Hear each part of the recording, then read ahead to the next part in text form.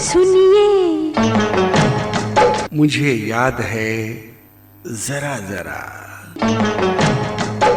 श्रोताओं नमस्कार।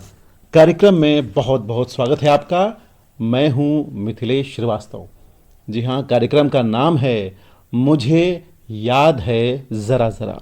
इस कार्यक्रम में आकाशवाणी की यादें हम संजोते हैं, आकाशवाणी से जुड़े तमाम लोगों से।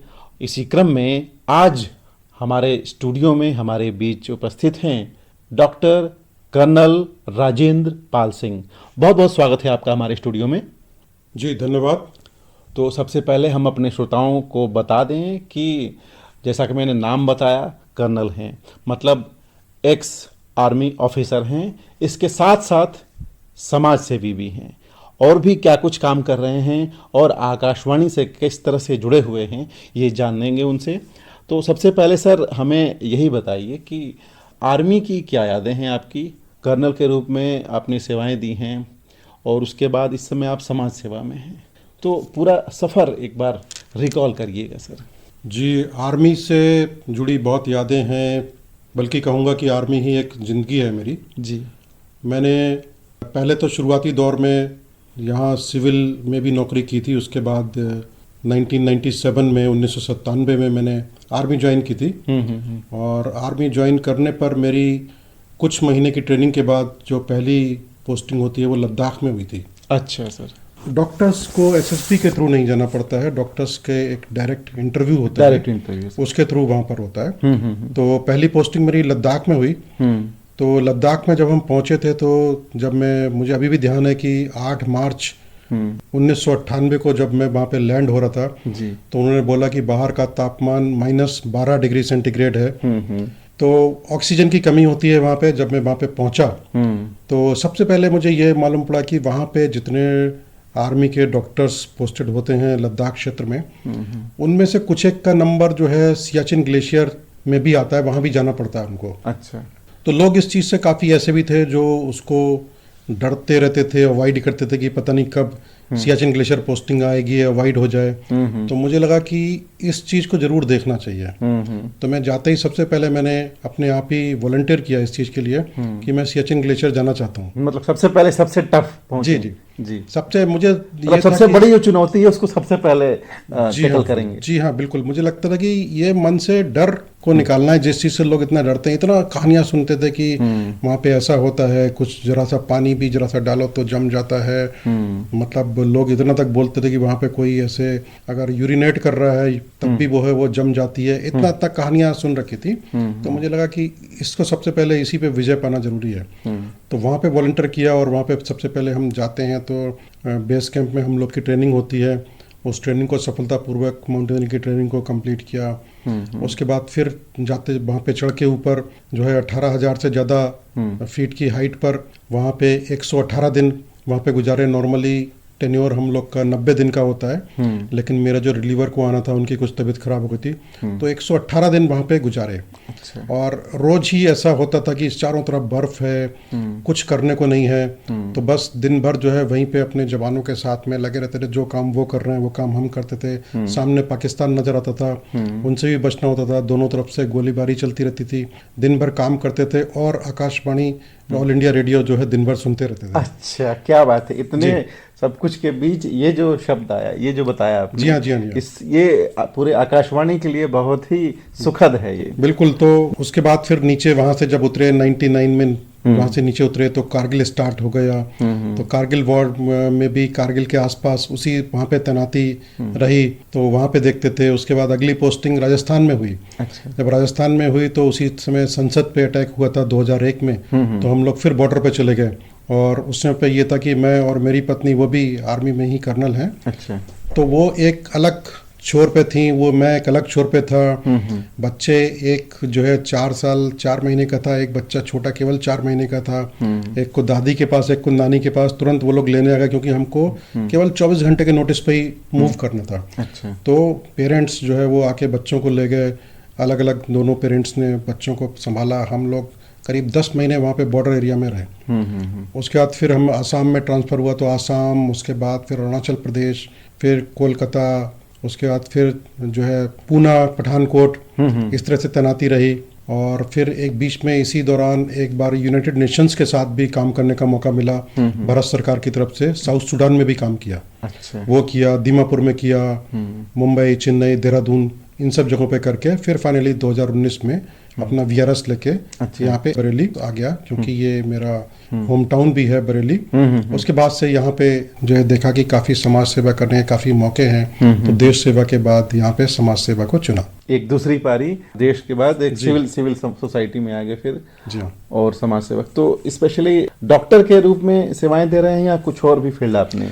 यहाँ पर मेरी सेवाएं जो हैं वो एक एडमिनिस्ट्रेटर के रूप में है, यहाँ पे मेडिकल सुपरिटेंडेंट के रूप में पूरे अस्पताल को मैनेज करना, ये एक सेवा है। जी जी। और दूसरा ये कम्युनिटी मेडिसिन में मैं प्रोफेसर भी हूँ, तो एक टीचिंग भी है। अच्छा। टीचिंग वाली फील्ड भी है। तो और इसके जरिए समाज में बहुत सारी कम्युनिटी सर्विस हम लोग की बहुत चलती रहती है, क्योंकि कम्युनिटी मेडिसिन मेरा डिपार्टमेंट वो भी है। तो वो उस कम्युनिटी सर्विसेज में काफी हम लोग का रोल रहता है। गाँव-गाँव जाके कैंप्स लगाना, स्क्रीनिंग करना, कैंसर की खास तौर पे स्क्रीनिंग करना, क्योंकि कैंसर में मेरा एक ट्रेनिंग हमने की हुई है, टाटा मेमोरियल हॉस्पिटल मुंबई से मैंने की हुई है। अच्छा। तो उसको यहाँ पे फलीभूत होते हुए देखना कि उस ट्रेनिंग में जो सीखा है, जो किया है, उसको यहाँ पे करना, कम्युनिटी की सर्विस करना, जिससे हम जल्दी से जल्दी कैंसर के रोगों को, कैंसर को बहुत अर्ली स्टेज पे डायग्नोस कर पाएँ, उनको ट्रीट कर पाएँ, क्योंकि हमारे यहाँ सारी सुविधाएं हैं। तो वो सब करने में एक जो अलग किस्म का मजा आता है, वो उसको यहाँ पे एंजॉय कर रहा हूँ। और एक एंजॉय आप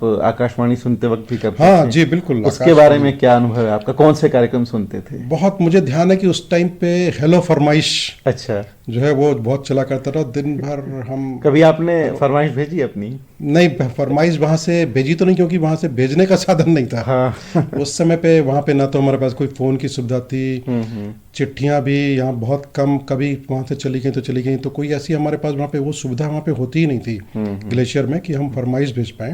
तो बस जो आता था बस वो उसको हम सुनते रहते थे। तो एक प्रोग्राम ये हेलो फरमाइश आज तक भी याद है, और अब वो फिर से अभी आना शुरू फिर से हो गया है। बिल्कुल। तो वो प्रोग्राम तब आता था, जो प्रोग्राम हमेशा भी हमें याद रहा। हाँ, विविध भारती पे। जी, विविध भारती पे हेलो फरमाइश आता था। जी हाँ, जी हाँ, जी हाँ। और हमारे केंद्र से भी इस तरह के प्रोग्राम जाते रहते हैं। जी। आपकी पसंद और दूसरे जी हाँ, गीत वगैरह आपके यहाँ सभी काफी आते रहते हैं। जी। शाम कोई प्रोग्राम आपके यहाँ से आता है, वो भी मैं लौट रहा होता हूँ हॉस्पिटल से उस टाइम पे सुनता हुआ। अच्छा। वो प्रोग्राम शाम को युवाणी और जी हाँ, जी हाँ, जी हाँ। महिलाओं का कार्यक्रम नारी संसार आता है, और किसान वाणी, ग्राम जगत, ये सब सुनते हैं। कैसा लगता है सर? नहीं, बहुत अच्छे प्रोग्राम्स होते हैं उसमें। कुछ आपको जो है डिफेंस वालों के लिए भी कुछ जो प्रोग्राम आप ऑर्गेनाइज करते हैं, ये सारे प्रोग्राम्स जो है अक्सर आते जाते ये सुनते रहते हैं। दरअसल एक कार्यक्रम हमारे यहाँ जाता है पसंद जवानों की। जी जी। उसमें हम आर्मी से जुड़े हुए लोगों की जो अच्छा खासा अनुभव रखते हैं उनको बुलाते हैं, इंटरव्यू करते हैं। उसमें पूरी तरह उसी के बारे में बातचीत होती है कि आर्मी में उनका अनुभव कैसा रहा। और चूंकि आप आकाशवाणी से काफी लगाव है आपका, इसलिए हमने आपके लिए ये कार्यक्रम चुना। और नहीं तो अगर बात केवल आपके आर्मी वाले अनुभव की होती तो वो कार्यक्रम चुनते। जी। तो इसके अलावा आकाशवाणी के कौन से कार्यक्रम आपको अच्छे लगते हैं, या फिर कभी आपने कोई आकाशवाणी केंद्र पे आप कभी गए हों? आकाशवाणी केंद्र पे तो कभी मेरा जाना नहीं हुआ, और आकाशवाणी के लगभग सभी प्रोग्राम ही अच्छे लगते हैं। अब इस समय तो इतने सारे एफएम स्टेशंस भी हो गए हैं कि वो भी सुनते हैं। पहले तो बहुत लिमिटेड चॉइस थी, बट मुझे लगता है कि वो पहले वाले जो है काफी प्रोग्राम्स याद हैं जो पहले आया करते थे। अब थोड़ा सा समय थोड़ा सा कम मिल पाता है रेगुलर सुनने का। अब तो ये है कि जो जब ड्राइव कर रहे हैं तभी ये उस टाइम पे चलता रहता है, तो उतना अब नहीं सुन पाते हैं। हाँ, लेकिन क्योंकि अब व्यस्तता भी ज्यादा है। वहां पे तो ये था चारों तरफ बर्फ थी, जी। अकेले ही आप थे, तो उसमें एक मनोरंजन का साधन था हेलो फरमाइश। केवल मनोरंजन का साधन ही नहीं था, ये एक साथी था। हाँ, रेडियो समझ लीजिए अपना एक साथी था। वहां पे जब इतना मानसिक अवसाद, डिप्रेशन जैसी चीजें भी होती हैं, क्योंकि उस जगह पे आपको केवल बर्फ ही बर्फ दिख रही है, कुछ नहीं है। आप इतनी तेज हवा चल रही है, बर्फ के तूफान जैसे चल रहे हैं कि हमको ये भी होता है किसी को टॉयलेट भी जाना है तो दो लोग एक दूसरे को रस्सी से बांध के, एक आदमी जो है अपना कुल्हाड़ी बर्फ में डाल के एंकर करके तब दूसरा आदमी जाता है, तब टॉयलेट कर सकता है। तो ऐसे में काफ़ी सारे मानसिक अवसाद भी होते हैं, डिप्रेशंस भी होते हैं। तो ऐसे में रेडियो एक मतलब आपका साथी, ऐसा साथी बन के आपका वो समय आप वहाँ पे काटते हैं कि उसका रेडियो के योगदान को, मतलब मैं बोलूँगा बहुत बड़ा योगदान होता है फौजियों के लिए खास तौर पे। जी। अच्छा, एज ए डॉक्टर क्या फील करते हैं? ये तो रहा एक फौजी के रूप में जी, जी। कि आकाशवाणी का योगदान है, एक डॉक्टर के रूप में क्या मानते हैं? एक डॉक्टर के रूप में भी बहुत बड़ा योगदान है कि संगीत का जो रोल है जी। वो चिकित्सा के क्षेत्र में भी सभी लोग समझते हैं कि चिकित्सा बहुत अच्छा रोल है संगीत का। संगीत के माध्यम से भी कितने उपचार किए जाते हैं। तो जब संगीत के माध्यम से जब आप मानसिक रूप से आप एकदम शांत रहेंगे तो आपको दवाइयाँ भी ज़्यादा असर करती हैं और इस वजह से आपका ट्रीटमेंट में भी आपको मदद मिलती है। तो संगीत का चिकित्सा के क्षेत्र में भी बहुत बड़ा योगदान है। और अक्सर कई बार जो है थेरेपी ऐसे भी होती हैं कि आप बहुत अच्छा म्यूजिक सुन रहे हैं, बहुत अच्छे गाने सुन रहे हैं, बहुत अच्छा इंस्ट्रूमेंटल सुन रहे हैं, तो ये भी आपको शायद उतना ही काम करता है जितनी कि कोई दवाई काम करती है। बहुत बहुत योगदान है इसका भी। आज के समय में आप खाली वक्त में म्यूजिक सुनते हैं? जी, म्यूजिक सुनता हूँ आजकल। अब पसंद थोड़ी सी ज़्यादा है कि पुराने गाने हैं, जी जी, गज़ल हैं, हाँ। इस तरह की चीज़ें थोड़ी सी जो है ज़्यादा सुनते हैं। आजकल वाले जो हैं वो उसमें ज़्यादा इंटरेस्ट नहीं है, पुराने वाले जो हैं उनमें थोड़ा इंटरेस्ट ज़्यादा है। जी, फिर भी अगर कोई एक गाना सभी श्रोताओं को डेडिकेट करने को है तो कौन सा गाना आप पसंद करेंगे? एक गाना बहुत अच्छा लगता है, फिल्म मौसम का, भूपेंद्र की आवाज़ में, दिल ढूंढता है फिर वही फुर्सत के रात दिन। दिल ढूंढता है फिर वही फुर्सत के रात दिन, दिल ढूंढता है फिर वही फुर्सत के रात दिन, बैठे रहे तसव्वुरे जाना किए हुए, दिल ढूंढता है फिर वही फुर्सत के रात दिन, दिल ढूंढता है फिर वही।